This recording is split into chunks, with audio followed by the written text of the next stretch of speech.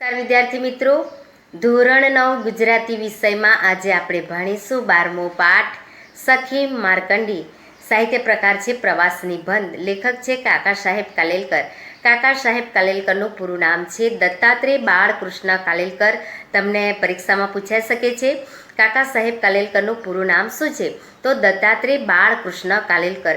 તેમનો જન્મ મહારાષ્ટ્રના સતારામાં થયો હતો. ગુજરાત વિદ્યાપીઠમાં અધ્યાપક અને આચાર્ય પદે રહ્યા હતા. તેમની માતૃભાષા મરાઠી હોવા છતાં ગુજરાતી ભાષામાં ઉત્તમ સાહિત્ય સર્જન કર્યું છે. માટે ગાંધીજીએ તેમને સવાઈ ગુજરાતી તરીકે ઓળખાવ્યા છે. તમને એ પણ પરીક્ષામાં પૂછાઈ શકે છે કે કાકા સાહેબ કાલેલકરને સવાઈ ગુજરાતી તરીકે કોણે ઓળખાવ્યા છે? તો ગાંધીજીએ. ગંગા મૈયા, યમુના રાણી, ઉભયાન્વી, નર્મદા, દક્ષિણ ગંગા, ગોદાવરી જેવા ગદ્ય શૈલીના ઉત્તમ નમૂના છે. હિમાલયનો પ્રવાસ, બ્રહ્મદેશનો પ્રવાસ, પૂર્વ આફ્રિકામાં, ઉગમણો દેશ જાપાન જેવા પ્રવાસ ગ્રંથો છે. રખડવાનો આનંદ, જીવનનો આનંદ, જીવન લીલા એ તેમના નિબંધ સંગ્રહ છે.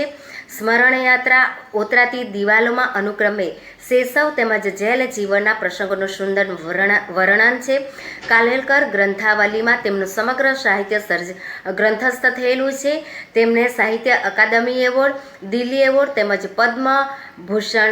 પદ્મ વિભૂષણથી સન્માનિત કરવામાં આવ્યા છે.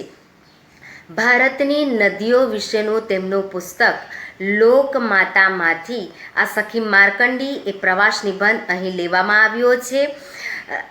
આપણી ભારતીય સંસ્કૃતિ નદીને માતા કહે છે, પરંતુ લેખકે અહીં માર્કંડીને સખી રૂપે આલેખી છે. પોતાના ગામની પાસેથી વહેતી માર્કંડી ને નાનપણનો જે ભાવ અનુભવ્યો છે તેનું સૌંદર્ય, એની મૈત્રી, એની સાથેની નિકટતાને આલેખીને લેખકે અહીં નદીને જુદું જે સ્વરૂપ આપ્યું છે. તો શું વિદ્યાર્થી મિત્રો, તમારું ગામ કે શહેર કોઈ નદીને કિનારે વસેલું છે? તમને ક્યારેય નદી માટે કોઈ એવો ભાવ ઉત્પન્ન થયેલો છે અથવા નદી માટે કોઈ પ્રશ્ન ઉદ્ભવેલો છે? તો વિદ્યાર્થી મિત્રો, આપણી શાળા કાવેરી નદીના કિનારે આવેલી છે. તો તમારે નદી વિશેના તમારા મનમાં ઉદ્ભવતા કોઈ પણ 5 પ્રશ્ન તમારે તમારી નોટબુકમાં લખવાના છે અને મને તમારે બતાવવાનું છે.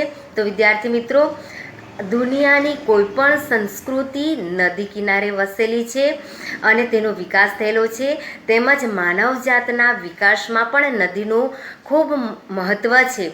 તો વિદ્યાર્થી મિત્રો, આ ભારતીય સંસ્કૃતિમાં નદીને માતા કહી છે, પરંતુ લેખકે નદીને સખી રૂપે આલેખી છે. આથી લેખક કહે છે કે શું દરેક નદી માતા હોય છે? ના, માર્કંડી તો મારી નાનપણની સખી છે. તો વિદ્યાર્થી મિત્રો, અહીં માર્કંડી તો મારી નાનપણની સખી છે. તો મારી નીચે અંડરલાઈન કરવામાં આવે તો એ કયું વિશેષણ છે? મારી નીચે અંડરલાઈન કરવામાં આવે તો એ સાર્વનામિક વિશેષણ છે. એવી જ રીતે સખીનો સમાનાર્થી શબ્દ કયો હોઈ શકે? તો સખી, સહિયર, બહેનપણી. તો લેખક કહે છે કે માર્કંડી તો મારી નાનપણની સખી છે. એ એટલી નાની છે કે હું એને મોટી બહેન પણ કહી શકું એમ નથી. તો વિદ્યાર્થી મિત્રો, લેખક પોતાના ખેતરમાં ઉમરાનું ઝાડ છે, એ બપોરના સમયે ઉમરાના ઝાડ નીચે જ્યારે બેસે છે ત્યારે માર્કંડીનો મંદ પવન એને જરૂર બોલાવે છે. તો વિદ્યાર્થી મિત્રો, મંદનો વિરોધી જલદ થાય છે અને એનો સમાનાર્થી ધીમું થાય છે. તમને પરીક્ષામાં પૂછાઈ શકે કે મંદનું વિરોધી શબ્દ લખો, તો મંદનો વિરોધી શબ્દ જલદ થાય છે. તો જ્યારે લેખક પોતાના ખેતરમાં ઉમરાના ઝાડ નીચે બપોરના સમય બેસે છે ત્યારે મંદ પવન જે નદી પરથી આવે છે એ લેખકને બોલાવે છે. તો લેખક કલાકો સુધી આ માર્કંડીના કાંઠે બેસે છે અને એ પવનમાં જે માર્કંડીના કાંઠે પવનથી જે ઘાસ છે એ ઘાસના પાંદડા હાલે છે એને કલાકો સુધી જોયા કરે છે. વિદ્યાર્થી મિત્રો, લેખક કહે છે કે માર્કંડીને કાંઠે અદ્ભુત, અસાધારણ કહી શકાય એવું ત્યાં કશું જ નથી. ત્યાં ખાસ ફૂલો નથી, રંગબેરંગી જાત જાતના પતંગિયા નથી, રૂપાળા પથ્થરો નથી, તેમજ પોતાના કલરવથી મનને અસ્વસ્થ કરી મૂકે એવા નાના મોટા પ્રપાત એટલે કે ધોધ નથી. તેમ છતાં લેખકને ત્યાં બેસવું ગમે છે, કારણ કે નદીને કિનારે લેખકને પ્રેમાળ શાંતિ મળે છે, એવું લેખક કહે છે. ભરવાડો કહે છે, ભરવાડો એટલે ગાય ભેંસ ચરાવનાર પશુપાલક, તેને ભરવાડો કહેવાય. શબ્દ સમૂહ માટે એક શબ્દમાં પૂછાઈ શકે છે. ભરવાડો કહે છે કે માર્કંડી વૈજનાથના ડુંગરમાંથી આવે છે. તો વિદ્યાર્થી મિત્રો, માર્કંડી ક્યાંથી આવે છે? વૈજનાથના ડુંગરોમાંથી આવે છે, એવું કોણ કહે છે? ભરવાડો કહે છે. લેખક કહે છે કે મને માર્કંડીની લીટી મારા તાલુકાના નકશામાં શોધવાનો જરા પણ રસ નથી, કારણ કે મારા તાલુકાના નકશામાં હું માર્કંડીની લીટી શોધું તો એ સખી મટીને નદી બની જાય, માટે લેખક પોતાના તાલુકાના નકશામાં માર્કંડીની લીટી શોધતા નથી. તો વિદ્યાર્થી મિત્રો, લેખક કહે છે કે મને તો માર્કંડીના પાણીમાં પગ રાખીને બેસવાનું ગમે છે. વિદ્યાર્થી મિત્રો, અહીં પાણી નીચે અંડરલાઈન કરવામાં આવે તો એ દ્રવ્યવાચક સંજ્ઞા છે. તો લેખક કહે છે મને તો માર્કંડીના પાણીમાં પગ રાખીને બેસવાનું ગમે છે. અને જ્યારે લેખક પગ મૂકે છે કે તરત જ પાણીમાં ખડખડ એવો અવાજ શરૂ થઈ જાય છે. વિદ્યાર્થી મિત્રો, અહીં ખડખડ શબ્દ એ રવાનુકારી છે. જે શબ્દ દ્વારા અવાજનું તત્વ પ્રગટતું હોય તો એને રવાનુકારી શબ્દ પ્રયોગ કહેવામાં આવે છે. તો લેખક કહે છે કે મને નાનપણમાં માર્કંડીના પાણીમાં પગ રાખીને બેસવાનું ગમે છે. કલાકો સુધી હું આ રીતે માર્કંડીના પાણીમાં પગ રાખીને બેસું છું. અને માર્કંડી અને લેખક એકબીજાને ઉદ્દેશીને વાતો કરે છે.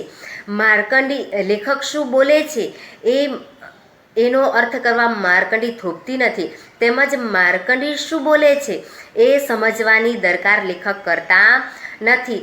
જેવી રીતે ભાઈ બહેન ઘણા વર્ષો પછી મળે અને એકબીજાને હજારો સવાલો કરે, એમાં સવાલ કયો પૂછાયો છે અને જવાબ શું મળ્યો છે એની કોઈ અપેક્ષા રહેતી નથી, પરંતુ એ ફક્ત પ્રેમ વ્યક્ત થાય છે.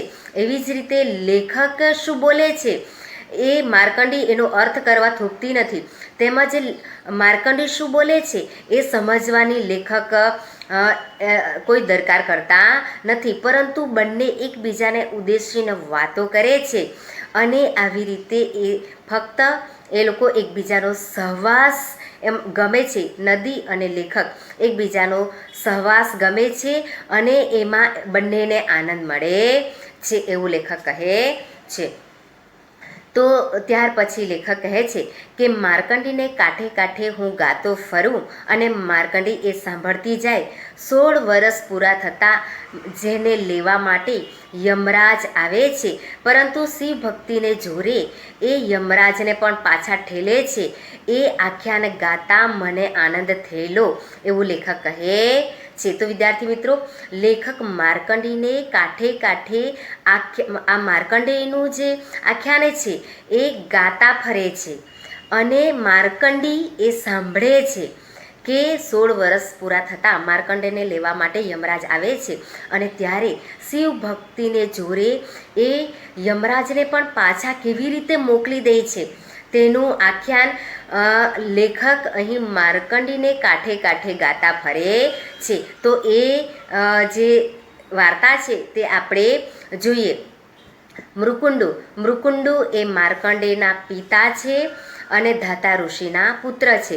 તો આ મૃકુંડુ ઋષિને કોઈ સંતાન ન હતું, આથી તપશ્ચર્યા કરીને એ વરદાન મેળવે છે. શિવજી પ્રસન્ન થઈને એને વરદાન આપે છે, પરંતુ વરદાનમાં વિકલ્પ મૂકે છે. વિદ્યાર્થી મિત્રો, વિકલ્પ એટલે શું? તો કોઈ વસ્તુ કે વિધાનો પૈકી કોઈ એકની પસંદગી કરવી એને વિકલ્પ કહેવાય છે. શબ્દ સમૂહ માટે એક શબ્દમાં પૂછાઈ શકે. તો મૃકુંડુ ઋષિને કોઈ સંતાન ન હતું, આથી તપશ્ચર્યા કરીને એ વરદાન મેળવે છે. શંકર ભગવાન એને વરદાનમાં વિકલ્પ મૂકે છે, કાં 16 વર્ષ જીવનાર સદગુણી બાળક પસંદ કરવો અથવા 100 વર્ષ જીવનાર મૂઢ બાળક પસંદ કરવું. ત્યારે તાત્કાલિક આ મૃકુંડુ ઋષિ કોઈ ડિસિઝન નથી લઈ શકતા. આથી એ પોતાની ધર્મપત્નીને પૂછે છે. ત્યારે ધર્મપત્ની કહે છે કે 16 વર્ષ જીવનાર સદગુણી બાળક જ પસંદ કરવું, જેથી એ જ સદગુણી 16 વર્ષ જીવનાર સદગુણી બાળક જ કુલોદ્ધારક થશે. કુલોદ્ધારક એટલે કે કુળનો ઉદ્ધાર કરનાર. અને ત્યાર પછી 16 વર્ષ પૂરા થવાની તૈયારીમાં છે. અને જેમ જેમ આ માર્કંડેય મોટો થતો જાય છે તેમ તેમ માતા પિતાના વદન એટલે કે ચહેરો, મુખ, માતા પિતાના વદન મ્લાન થતા જાય છે. મ્લાન એટલે કે નિસ્તેજ, કરમાયેલા, ઉદાસ, દુઃખી, ચિંતાતુર થતા જાય છે. તો આવી રીતે વિદ્યાર્થી મિત્રો 16 વર્ષ પૂરા થાય છે અને માતા પિતા ખૂબ ચિંતામાં છે કે ફરીથી આ માર્કંડેયનું આયુષ્ય પૂરું થઈ જશે અને ફરીથી તેઓ નિસંતાન થઈ જશે.